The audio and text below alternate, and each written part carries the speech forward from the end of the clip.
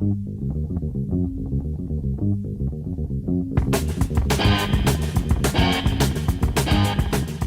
how are y'all doing? Welcome to another episode of Onward Radio. Thank y'all for joining me. Today's topic, finish him. What to expect and what you can do between now and Election Day. Coming up next on this broadcast of Onward Radio.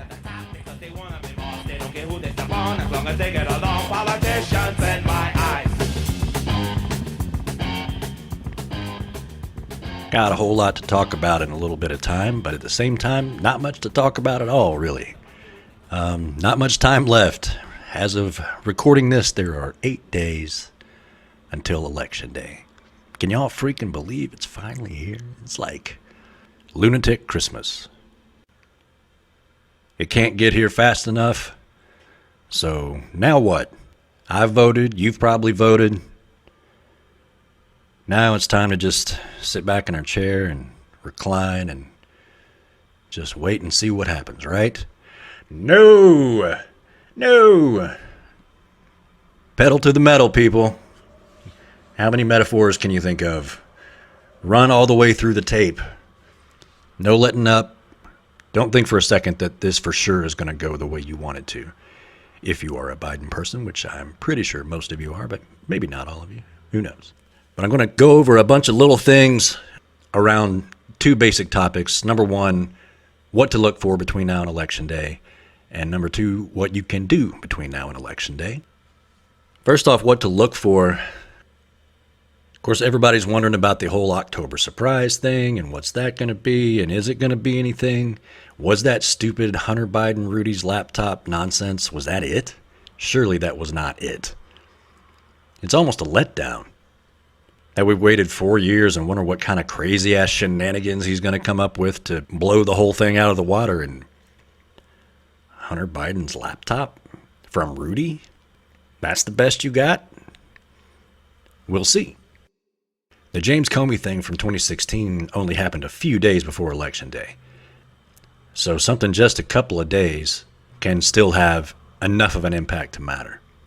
So for one, they could do all these indictments from the Durham investigation and from whatever else nonsense Bill Barr cooked up. If they do anything, the most likely thing that everybody's thinking of is either an indictment and or an arrest of Hunter Biden and or Joe Biden, or indictments for Hillary Clinton or Obama or God knows who. And they'll probably tack a couple of sort of nobodies, people you haven't heard of on there to make it look legit. So if they do some sort of ridiculous QAnon sting raid, most likely Hunter Biden, maybe Joe Biden, they might try to haul Joe Biden off in cuffs. Do not put that past them. Just for the visual of it. And it would be a game changer. They're right. If that happened 2 or 3 days before the election, there wouldn't be enough time to vet it. There wouldn't be enough time to figure out what the hell's going on, what it's about. Is it true or false? Like, in the minds of your average last-minute maybe voter, who are the last stragglers that you're trying to win over, they see something like that, they're like, oh, it's crazy. I'm staying with the same guy. So it could matter, and they could do it. Another thing would be an announcement of a vaccine, the big cure. He'd come out with the Wells Fargo wagon and sell it to everybody. And there will be great rejoicing in Magaville and all that sort of thing. At this point, though, that seems kind of bullshit. I mean, even most people would see through that. If they were going to do something like that, it would have had to have been already. So I think some announcement of a big vaccine that's coming tomorrow is relatively unlikely, but still possible. Also, don't forget that the Democrats might have their own October surprise. They're not beyond such things. And there could be the P-tape. That's always still out there, or something like it, something worse. God knows what's out there. Mark Burnett and Tom Arnold, and God knows however many other people, claim to have tapes that have Trump saying the N-word on them. So maybe something like that will come out. So Democrats might have something up their sleeve too. The thing that scares me the most kind of along those lines is a deep fake of Joe Biden doing something truly horrific. Anything from saying the N-word to some other racial slur to something sexist to admitting to some crime or whatever, it would not be difficult to do. It really, for some tape to come out or whatever that sounds just like Joe Biden. So it wouldn't take much for something like that to come out, or a video. And again, if you know what deep fakes are, they're creepy and you cannot tell them from the real thing, or they're very difficult to tell from the real thing. And again, with just a couple of days before the election, there wouldn't be enough time to investigate it and connect the dots and the pieces and find out where it came from and who did it, and it would just be this video of Joe Biden doing something horrific. So that's possible. Isn't this cheery stuff I'm talking about here? At this point, if they were going to do some real October surprise, they should have done it already. Anything real that would have stuck, I would have expected it this weekend, and it did not happen this weekend. I was refreshing all my pages to see if some crazy ass thing happened, and nothing has happened. So I think an October surprise is possible, but sort of unlikely. So the next thing is, who's going to win? I am making no predictions whatsoever. I refrained from it in 2016 until the last minute, and somebody asked me what I thought, and I told them, and I was wrong. And so no more of that. And Trump can absolutely win this. Cheating or no cheating, he can absolutely win this legitimately outright with no cheating. I think it's unlikely that without voter suppression and all those things that he'll do it. But he most certainly can win. So as a big poll geek, and have been watching these things for weeks and months and months and months, and I know a lot of y'all already know all this stuff, but some of you might not, and it's hard to decipher all these polls and who know what they mean and whether they're believable or not. And here's one thing I came up with. So you know, or maybe you don't know, the 5 main swing states that you have to pay attention to. As usual, it's Pennsylvania, Ohio, Florida. Those are the biggies. Those are the big ones every single election. So we kind of already know those. And these are all, Biden is ahead in all of them by a couple of points, anywhere from 2 to 8 or 9 points. But as far as I'm concerned, if he is not ahead by 5 points, then it's a tie. If he's ahead by 9 points, it means he's ahead by 2 or 3 or 4. So that's the way I generally look at it. So looking at it that way, there's actually 5 states to really, really, really, really pay attention to. That's Pennsylvania, Ohio, Florida, but also Arizona and North Carolina. So here's the thing. And here's a little bit of good news for you. If Trump loses any one of those states, it's over.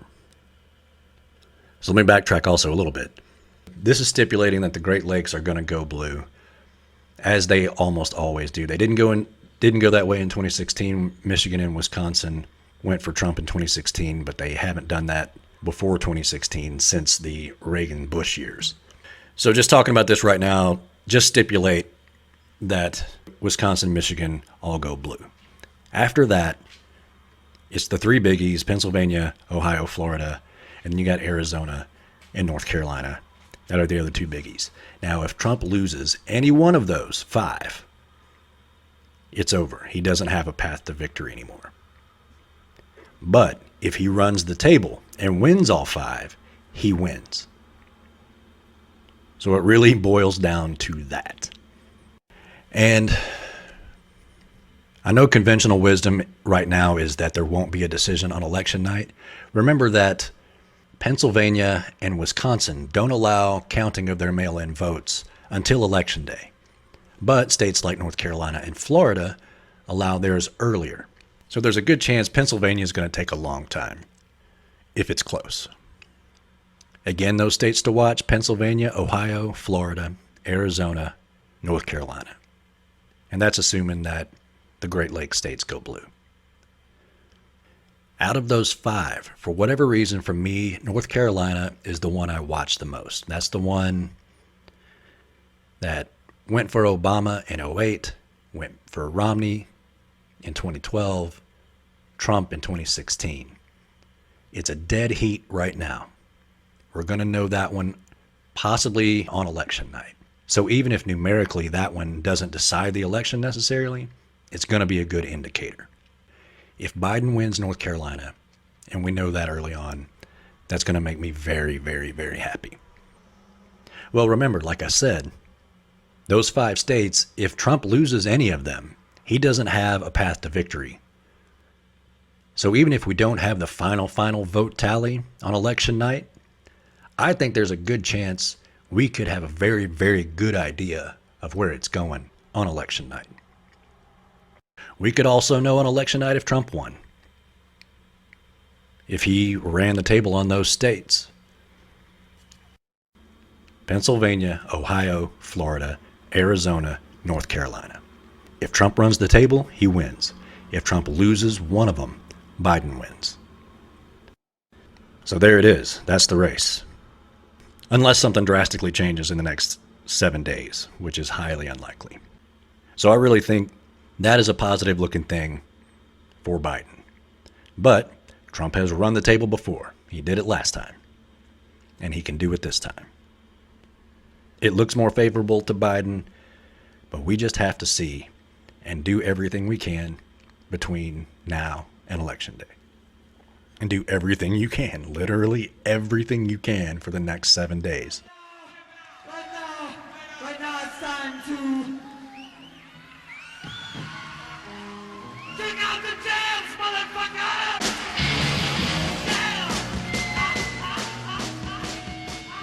Most of y'all, if you're listening to Onward Radio, you're fairly politically attuned. So I'm not really going to go down the list of resources as far as numbers to call and that sort of thing. Of course, you can still phone bank. You can still do all of the door knocking and text banking and yard signs and all of that stuff. You can do all of that stuff. Your local races, your state, federal, you guys know about all that stuff. But communication-wise, between now and then, the number one thing you can do is don't amplify bullshit. Amplify the truth. So what don't amplify bullshit means is lay off the shiny things. The Trump campaign is going to be putting out whatever bullshit they can think of to distract you, to change the subject, to make you think about anything but how much they suck or just voting. So, who cares about Trump's daily tweets? Who cares about any of that stuff? It is eyes on the prize, eyes forward, head down, go to the finish line. Don't get distracted by bullshit. Don't amplify it. And if you do have to react to it, only amplify the truth. Don't amplify bullshit. Amplify the truth. It's pretty self-explanatory. Also, don't delegitimize the process. I know we're all scared about vote suppression and the voter intimidation and all the nonsense around all the voting and the slowing down the mail and this fraud and that fraud and that shit is crazy. But remember that Trump's main goal is to delegitimize the voting process, to make people say, from voters all the way up to the Supreme Court, to say, this is all just crazy, it's just fraudulent. Either say, why bother to vote if your vote's not going to be counted? Or if you're on the Supreme Court, you see public perception going toward the fact that it's an illegitimate election.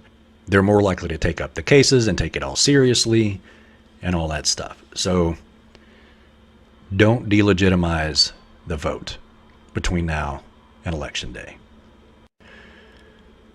Another big thing you can do is talk to your people. Now's the time.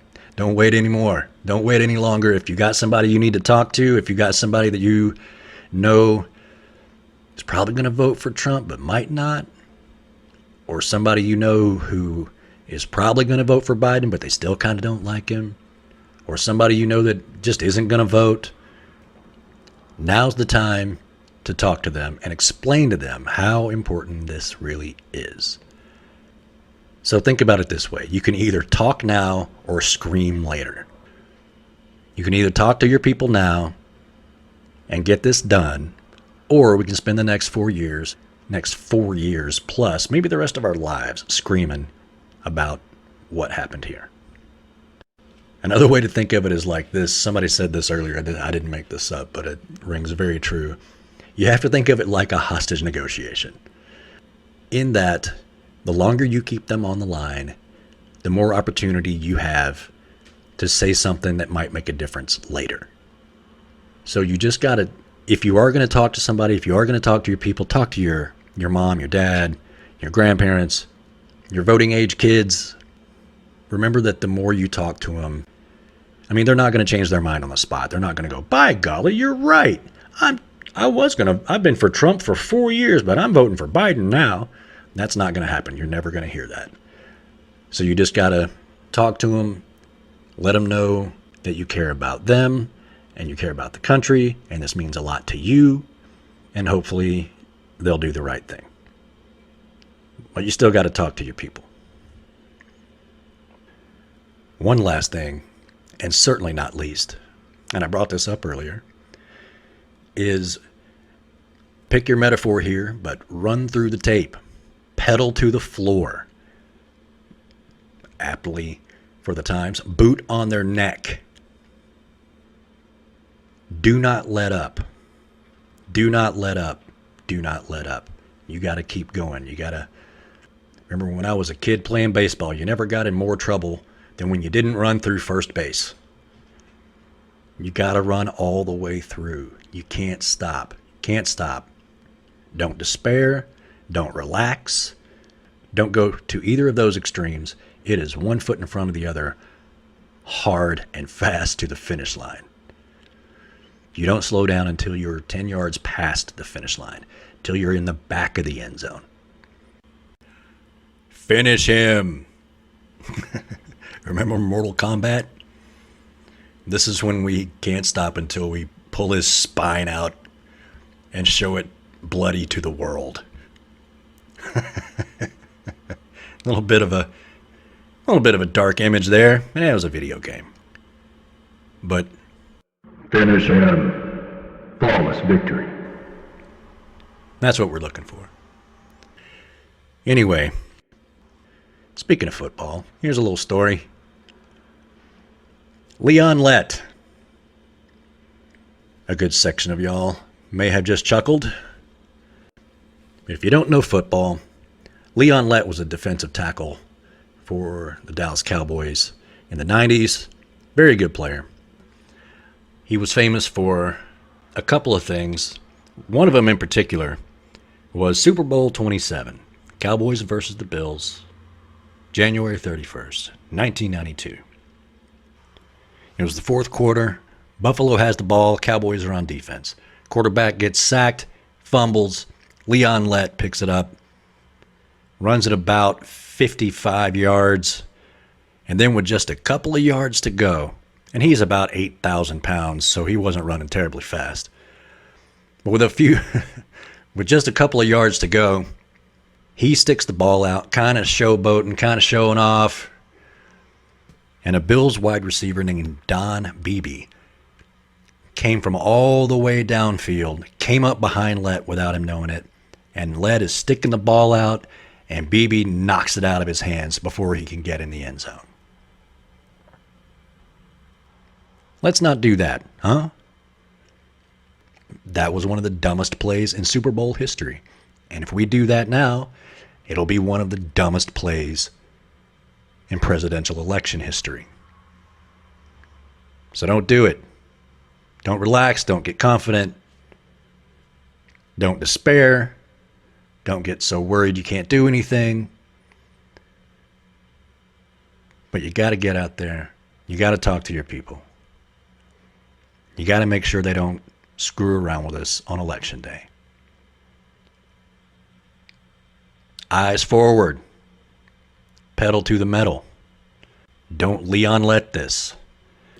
And to put it bluntly, finish him.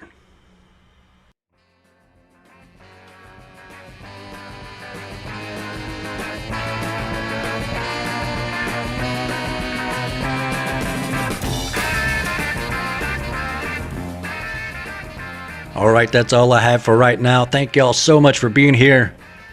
I really, really appreciate it. I might have one more episode between now and Election Day.